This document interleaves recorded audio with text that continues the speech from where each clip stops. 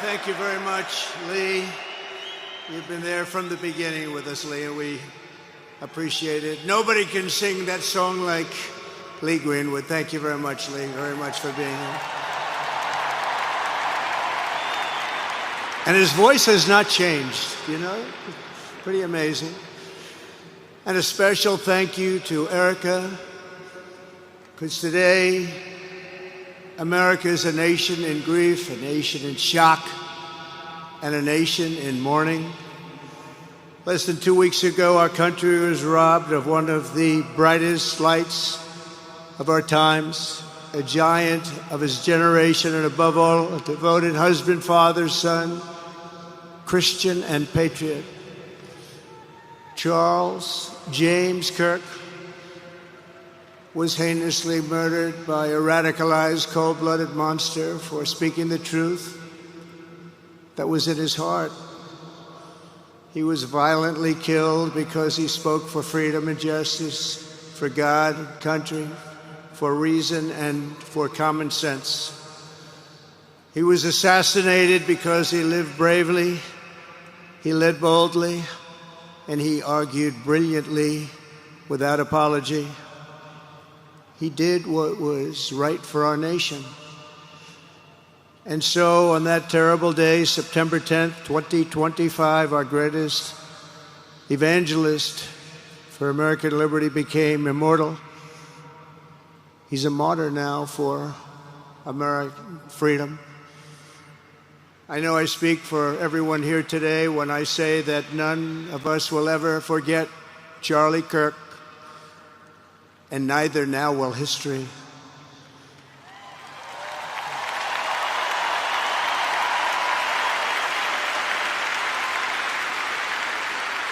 Because while Charlie has been reunited with his Creator in heaven, his voice on earth will echo through the generations, and his name will live forever in the eternal chronicle of America's greatest patriots. He will live forever. To Charlie's incredible and beautiful widow, Erica, we know the weight of this monumental loss is almost unbearable. But even in the midst of heartache and pain too great to even fathom, you have somehow found the strength and deep faith to be a comfort to millions and millions of people. And thank you very much, Erica. Thank you very much.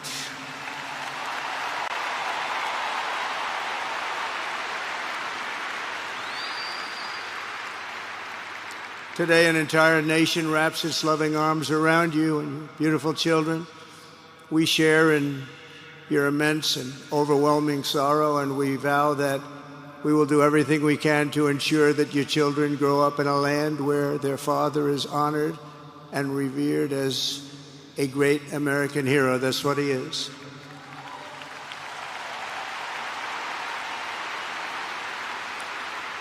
To Charlie's parents who lost their beloved son, and to the entire Kirk family, we know that no words can ever be enough to fill the void he leaves behind. That's a void that just can't be filled. But I hope the extraordinary outpouring of emotion over these past 11 days has comforted you with the knowledge that your son brought more good and love into this world in his 31 short years than most people, even very, very successful people, can bring in a lifetime.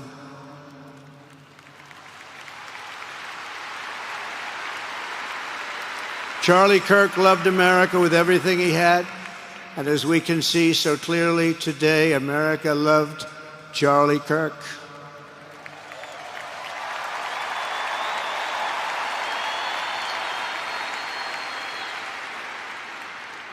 And he could always draw a big crowd. Look at this today. Look at what's gone on. This is a big crowd.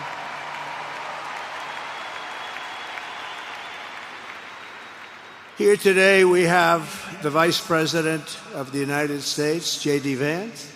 We have the Speaker of the U.S. House of Representatives, Mike Johnson. We have countless members of the United States Senate, and I'm sorry I'm not going to introduce you, but I'll be up here. They're all over the place. And likewise, the House of Representatives, they're all over this big stadium. This is not an arena, this is a stadium. Our great cabinet and this stadium packed with rafters of people, not to mention the one across the street that also has tens of thousands of people, and they're watching us on screen right now.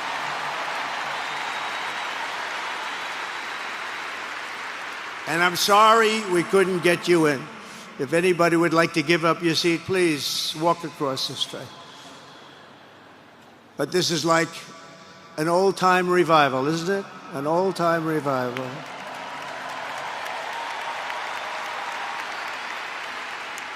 For millions of Americans, especially young people, it is agonizing and unthinkable to say goodbye to a patriot whose heart still had so much to give. It's so much. Raised in the suburbs of Chicago, Charlie was filled with a patriotic spirit from his youth, and he was an all-American in everything he did. And one of the last things he said to me is, "Please, sir, save Chicago." We're going to do that. We're going to save Chicago from horrible crime.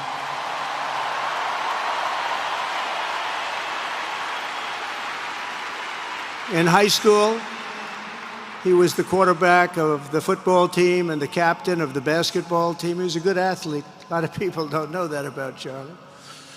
He was an Eagle Scout who spent his school lunch breaks listening to another champion for liberty, somebody that he greatly admired, Rush Limbaugh.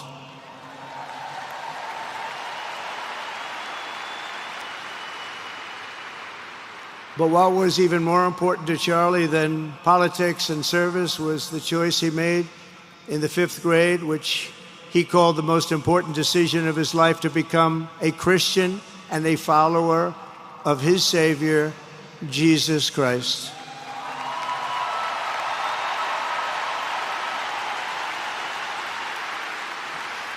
Inspired by faith and his love of freedom, Charlie did something remarkable when he was just 18 years old. On the advice of a mentor who told him to put off going to college because he was doing so well, he devoted his life to converting young people to the conservative cause. How did he do? Take a look. How did he do?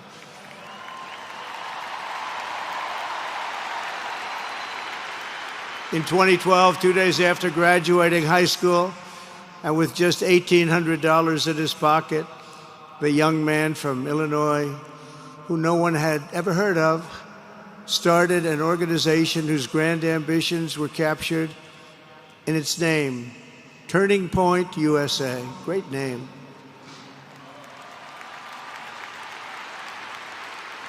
And I have a feeling it's going to be bigger and better than ever before. Does that make sense? It's going to be bigger and better than ever before. Look at what's happening. 12 years ago, Charlie walked onto his first college campus, the very liberal University of Wisconsin at Madison. He set up a card table and put up a sign with 3 words, "Big government sucks." Could you believe that? That's Charlie. That day, Charlie talked to every student who approached him, most of whom were probably quite a bit older than he was. Finally, after many hours, he found the first ever Turning Point chapter leader. His first year out of high school, Charlie traveled 300 days raising money and taking his message to campuses all over the country. He lived out of his parents' basement, and they actually loved having him there. They loved Charlie. Everybody loved Charlie. And on the couches of friends and supporters, he lived off couches for 2 years, 3 years. Then life started getting a little bit different. But he was always the same. For 5 years, he refused to take a paycheck, but day after day, he worked from 5 a.m. in the morning till 11 p.m. in the evening, always.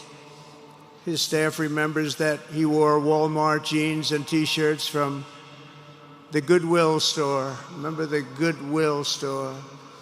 It wasn't easy, but Charlie wasn't in it for money at all, never has been. Money was never his thing. He was always in it for the mission. As he liked to say even back then, we have a country to save. Just what he did. He'd call me all the time, sir, we have a country to save. I said, Charlie, thanks very much for telling me that. I appreciate it. Charlie volunteered for my 2016 campaign and traveled the nation with my son Don and Eric. I got to know him very well and saw immediately that Charlie was actually a master builder of people. It was Charlie who first started organizing young black conservatives hungry for support and leadership. It was Charlie who stood up for persecuted Christians and Jews on college campuses. It was Charlie who helped bring online censorship, free speech, and cancel culture to the fore of our political debate. He was right up there with me. It was Charlie who helped unite MAGA, and you know what MAHA is? That's right, Make America Healthy Again. And tomorrow we're going to have one of the biggest announcements, really medically, I think, in the history of our country. We're going to be doing it with Bobby and Oz and all of the professionals. I think you're going to find it to be amazing. I think we found an answer to autism. How about that? Autism. Tomorrow we're going to be talking in the Oval Office in the White House about autism, how it happens so we won't let it happen anymore, and how to get at least somewhat better when you have it so that parents can help their child, their beautiful child. That's a big one. I've been bugging everybody over there, get the answer to that. You know, 20 years ago, 1 in 10,000 were born with autism. 20 years ago. The most recent survey says 1 in 12. How bad is that? That's for young boys, baby boys, but also girls, a little bit better. It's about 1 in 20. But we can't, because obviously there was something really wrong, and we think we know what that is. It's going to be, I think it's going to be one of the most important news conferences I'll ever have, and I look so forward to it.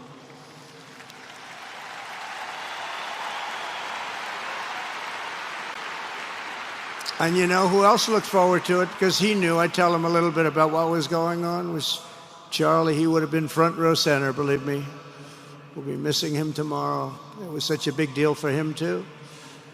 He brought together Donald Trump, Bobby Kennedy, right here in the great state of Arizona 1 year ago. Remember that? What a night, what a day that was. And it was Charlie who was among the first to speak to me about a man from Ohio by the name of J.D. Vance. Have you ever heard of him? He's doing a good job.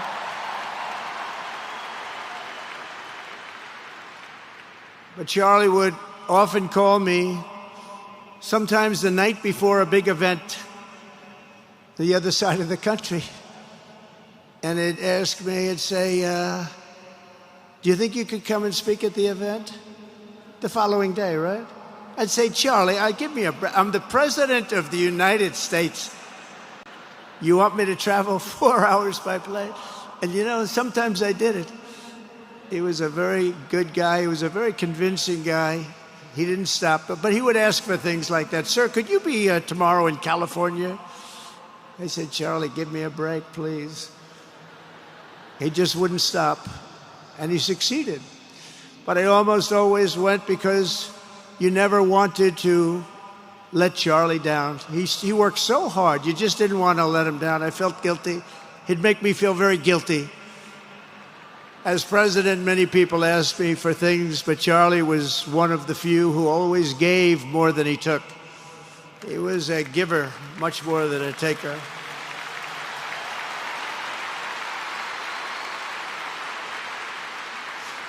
And no matter how big Charlie became, no one was too small for him to notice. He was good to everybody. Didn't matter. Several years ago, a fourth grader asked Charlie to appear on his podcast, which was probably only watched by the parents of that fourth grader. And Charlie, who was actually pretty hot at the time, to be honest, he agreed, and the boy asked for advice. Charlie replied, the left. I call it the radical left. I call it sometimes the radical left lunatics. But Charlie didn't say that. He called it the left. He was probably right, but I can't help it. I can't help it. So he said the left, radical left lunatics, may have all the money in the world, but they can never outwork me. I will wake up as early as I need to, about himself. I will stay up as late as I need to, and I will never stop fighting for our country. And he did this until his dying breath. That's what he was doing. That's what he was doing. Think of it. Wow. What a horrible moment. I was in the Oval Office when I heard they came in, and it was like a surreal experience, a terrible, terrible. I had some very big people in the Oval Office, and I was in the midst of a very important conversation for our country, big people, the biggest. And I said, you have to leave now.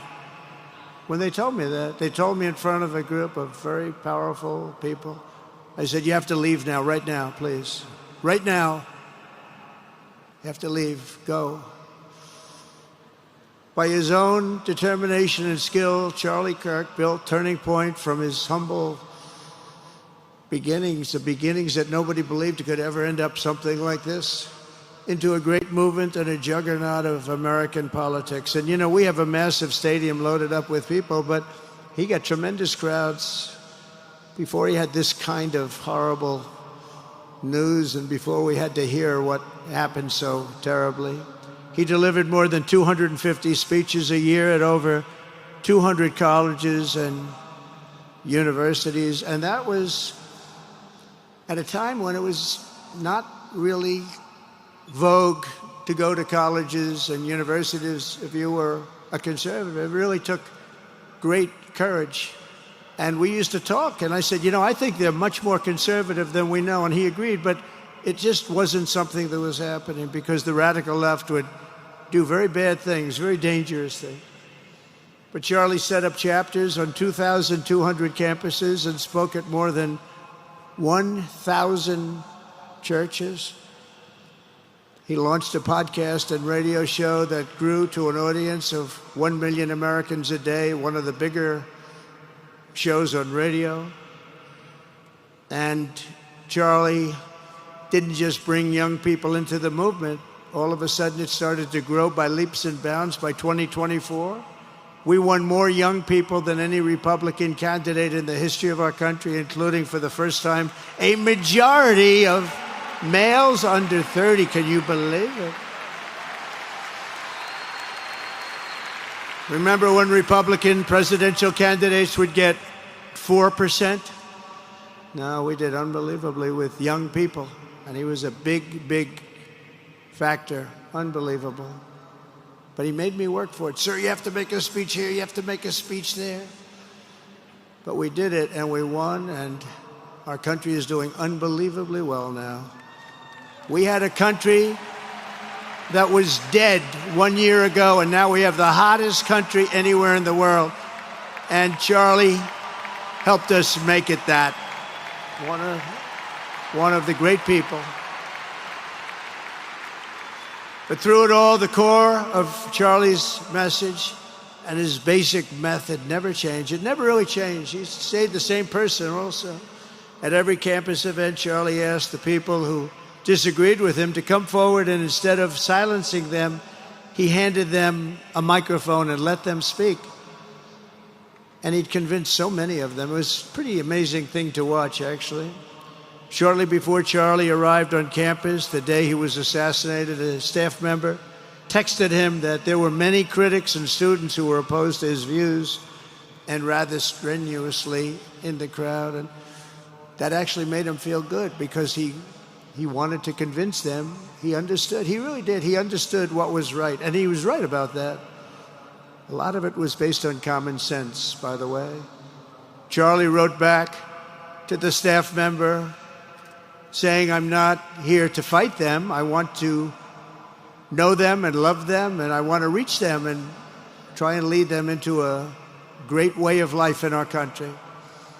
In that private moment on his dying day, we find everything we need to know about who Charlie Kirk truly was. He was a missionary with a noble spirit and a great, great purpose.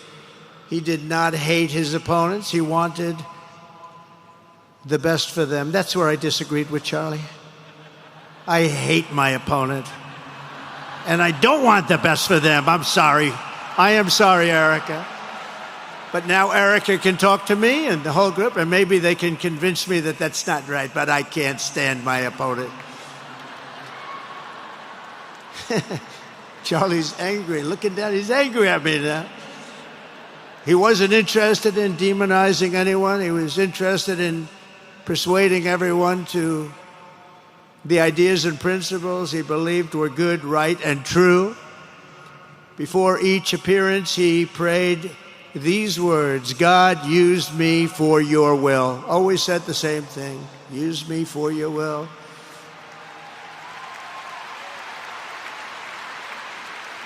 And that is exactly what God did. When you think, that's exactly what he did. The more success Charlie had, and he was getting more and more successful, the more dangerous his mission became. On campuses all over the country, his quest for open dialogue was met with menacing hate. There were bomb threats, pulled fire alarms, and countless rage-filled radicals who tried to shout him down. It was nasty. I used to say, Charlie, this is nasty stuff you're doing. At one event, police had to build barricades to protect students from an angry mob of thugs. Many of these people, by the way, are paid a lot of money to do this. They're agitators. They're paid agitators. Remember that. When you see they all have the same beautifully printed sign, every sign is identical, comes out of a top-level print shop. That's not the signs that are made in somebody's basement. Those are paid for by very bad people, and hopefully we're going to be finding out through the DOJ who those people are.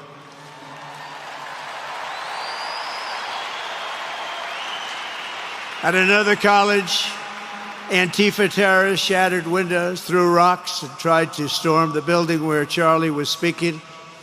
It was a really bad one. Often dozens of police officers were needed to prevent left-wing violence. And the violence comes largely from the left. You don't hear that from too many people, do you?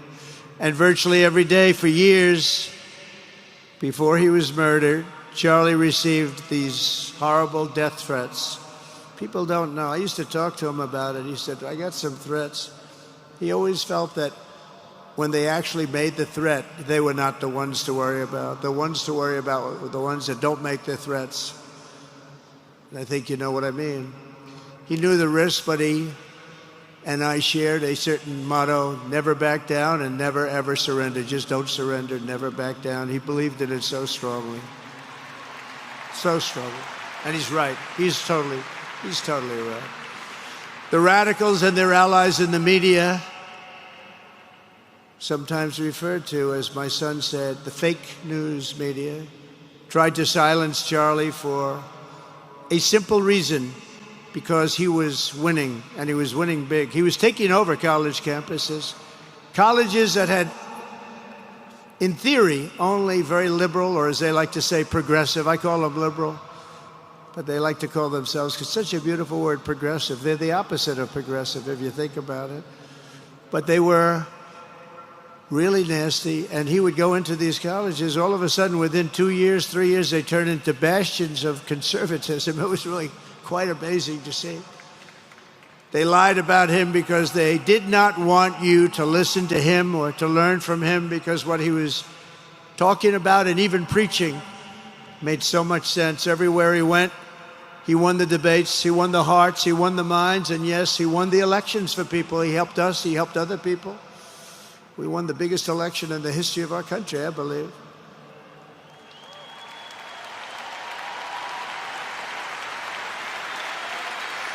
Charlie Kirk was without a doubt among the most influential figures in the most important election in the history of our country. The election of, that beautiful day, November 5th, 2024. Do you remember that day? It was 9 months ago. What a day that was. I mean, we had a pretty good day in the first one. And I must tell you, on the second one, we had a phenomenal day. But a lot of bad things happened, and now that's not even questioned. They cheated like dogs, but we got them back, didn't we, huh? Got them back. But we owe Charlie a profound and eternal debt of gratitude now, just like Charlie and Erica made Turning Point hot. We are looking at a country that has the chance to attain a level like never before. Tariffs are making us rich again, richer than anybody ever thought was possible. And the only one challenging them are people that hate our country or foreign countries that are paying a price, because they did the same thing to us for years. They took advantage of us, but we're making money. We're becoming richer and richer. And we're taking care of our people better and better when we do that. And we can take care of other countries better and better. But we're doing unbelievably well. The tariffs have really been a hold. The election was big, but the tariffs, because of the election, came in. And remember, other nations do that to us. And Charlie understood that. He saw the money. He saw what was coming into our country, and we can use that for Medicare, Medicaid, Social Security, all of these things that we fight so hard for. And that's exactly what's happening. The numbers are incredible. When the news finally came out on election night last November that the race was officially won, came out pretty early in the night. Charlie was live on camera. In that moment, he was overcome with emotion. I've never seen him like this. He was so happy. For a long while, he said nothing. His eyes were filled with tears, and then he buried his face in his hands and he started crying. That wasn't the Charlie I knew, but in thinking about it, it actually was the Charlie I knew, because he had a tremendous heart. He just wanted what was good for our country, and he saw us going in such a horrible direction. Lovingly, Eric, and this was so beautiful, Erica put a MAGA hat on to cover his bowed head. I like that very much. MAGA, we love. Does everybody love MAGA? Make America Great Again.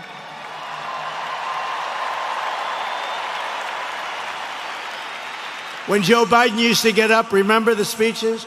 We will stop MAGA. We will stop MAGA. You know, he could barely get the words out. We will stop. I said, can somebody inform him the MAGA means Make America Great Again? How do you say you're going to stop it? And Charlie understood that. When Charlie finally looked up and spoke, he smiled through the watery eyes and simply said, I am humbled by God's grace. That was his statement that night. I was watching him. I was very impressed, actually. It showed he had a big heart. Every single American should take a long, hard look at the twisted soul and dark spirit of anyone who would want to kill a young man as good as Charlie. To kill anybody, but to kill a man like this, he didn't deserve this. He didn't deserve this. Our country didn't deserve this. And anyone who would make excuses for it are just out of their mind. Charlie's murder was not just an attack on one man or one movement. It was an attack on our entire nation. That was a horrible attack on the United States of America. It was an assault on our most sacred liberties and God-given rights. The gun was pointed at him, but the bullet was aimed at all of us. That bullet was aimed at every one of us. Indeed, Charlie was killed for expressing the very ideas that virtually everyone in this arena and most other places throughout our country deeply believed in. But the assassin failed in his quest because Charlie's message has not been silenced. It now is bigger and better and stronger than ever before, and it's not even close. And it's rare that such a thing happens, but Charlie is bigger today than he was, think about it, just 2 weeks ago. He's bigger today than he was 2 weeks ago. Now, that may not help his friends and loved ones, of which there are so many. It may not help Erica and those beautiful children who have to suffer so horribly through this moment, but they know it's true. He's bigger now than ever before, and he's eternal. He's eternal. And I just want to say we love him. And he's looking down at us right now, and he's saying, wow, that's a great crowd. He's saying, that's a great crowd.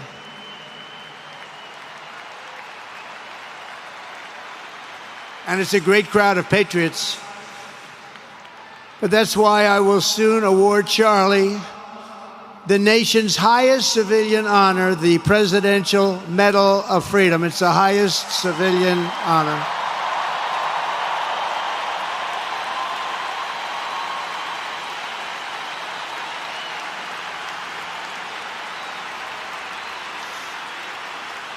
And we will do the ceremony at our beautiful White House in a very safe Washington, D.C., a place that Charlie truly revered.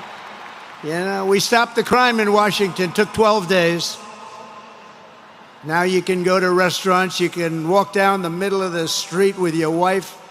You can have your wife walk alone down the middle of the street. She's going to be in good shape. What a difference. What a difference good management really makes. But it's, I'm so proud of that, Washington, D.C. You know, it's one of the worst in the nation, in the world. And now it's considered a very safe city. And it's also, I passed it yesterday, I went through it, and the lawns are good. It's like a different place. It's like the tents are gone, the threats are gone, the gangs aren't there. We got rid of, we took out 1,500 career criminals, 1,500. If you have 3 career criminals, that can make a big difference. But I'm so proud of Washington, D.C., and now we're going into Memphis. And we'll get that one straightened out fast. And then we're going into some others, but we're going to go to Chicago, and we're going to have Charlie very much in mind when we go into Chicago. And we'll get that one straightened out. You have an incompetent governor who, he thinks it's okay when 11 people get murdered over the weekend. He thinks you don't have any crime when 11 people get murdered and 28 people get shot. He says he's got crime. No, they don't have it under control, but we'll have it under control very quickly. So we're going to be doing that. And Charlie loved what we were doing. He was so proud of what happened. He was there to see it. He's so proud of what happened in Washington, D.C. As you know, the depraved assassin who planned and executed Charlie's killing has been arrested and charged with capital murder. God willing, he will receive the full and ultimate punishment for his horrific crime. It's a terrible thing. Because you can't let that happen. You can't let that happen. Can't let it happen to a country. The Department of Justice is also investigating networks of radical left maniacs who fund, organize, fuel, and perpetrate political violence. And we think we know who many of them are. But law enforcement can only be the beginning of our response to Charlie's murder. Over the last 11 days, we have heard stories of commentators, influencers, and others in our society who greeted his assassination with sick approval, excuses, or even jubilation. You've heard that. So have I. Couldn't believe it. Some of the very same people who spent the last 8 years trying to sit in moral judgment of anyone who disagreed with them about politics suddenly started cheering for a murder. Incredible. You know the names. They're major losers, by the way. That will be proven out in a short period of time.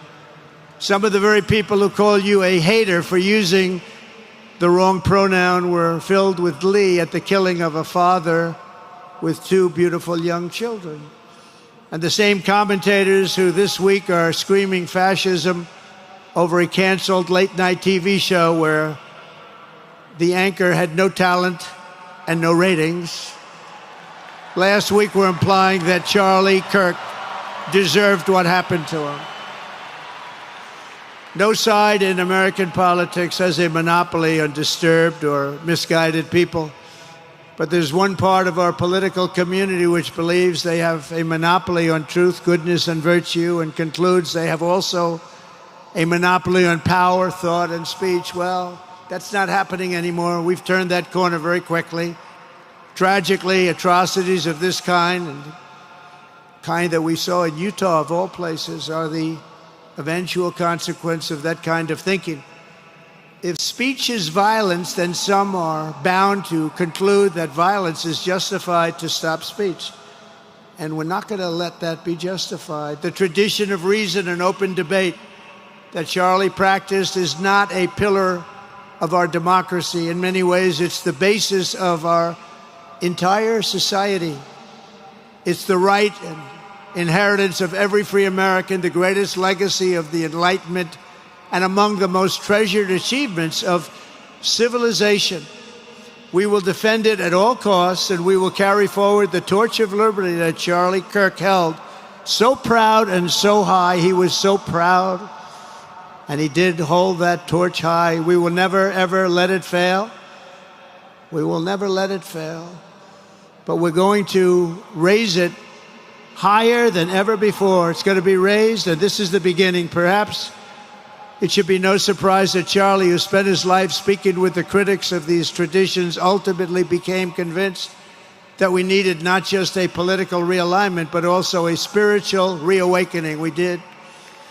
And we have to bring back religion to America, because without borders, law and order, and religion, you really don't have a country anymore. We want religion brought back to America. We want to bring God back into our beautiful USA like never before. We want God back.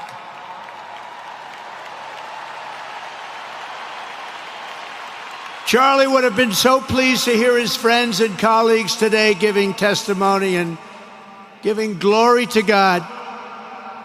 Within minutes of the gunshot in Utah, millions of Americans, young and old, heard the news and dropped to their knees and started praying. Even many who rarely prayed asked God for a miracle. Please, God, save Charlie. But although Charlie's time with us on earth has ended, those prayers for a miracle have already been answered. Look at what's happening. Look at what's happening. In the days since Charlie's death, we have seen how his legacy has touched so many millions around the world. In Calgary, Canada, thousands gathered at City Hall to sing the American national anthem and raise up posters with the name Charlie Kirk. In Seoul, South Korea, crowds gathered to wave American flags and shout, "We are for Charlie Kirk." His memory has been honored in the streets of Berlin, Warsaw, Vienna, Sydney, Madrid, London, Tel Aviv, and all over the world. So beautiful to watch. A man as far away as rural Australia texted a pastor, "I'm going to come to church tomorrow for the first time ever." The pastor asked, "Why is that?" The man replied, "Because of Charlie Kirk." Can you imagine? The lesson of Charlie's life is that you should never underestimate what one person can do with a good heart, a righteous cause, a cheerful spirit, and the will to fight, fight, fight. Have to fight. We're saving our country.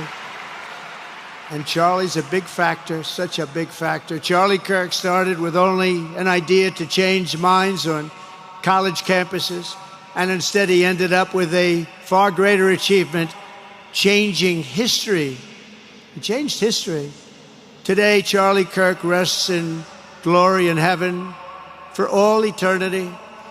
He has gone from speaking on campuses in Wisconsin to kneeling at the throne of God, where he is right now.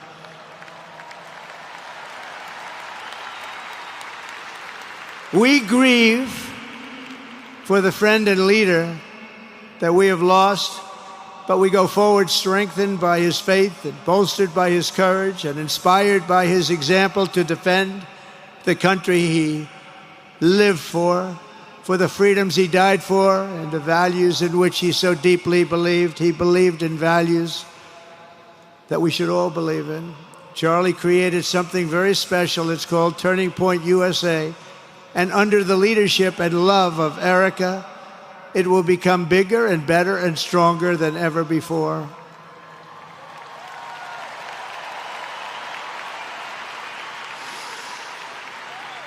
So, Charlie, we all want to thank you. We want to say a very loud God bless you, Charlie. God bless you for what you've done is incredible. And God bless Erica and the children. God bless the United States of America. And could I ask Erica, please come out. Erica, please come out. Thank you.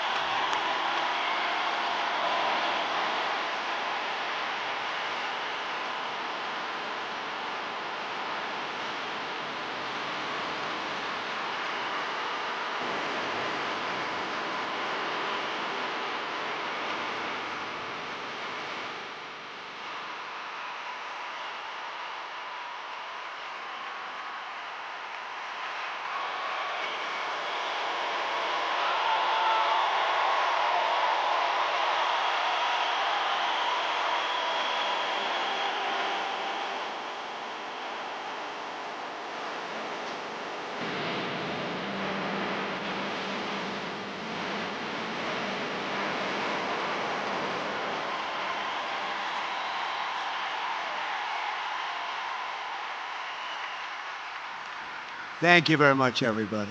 Thank you very much, and good luck. God be with you. Thank you.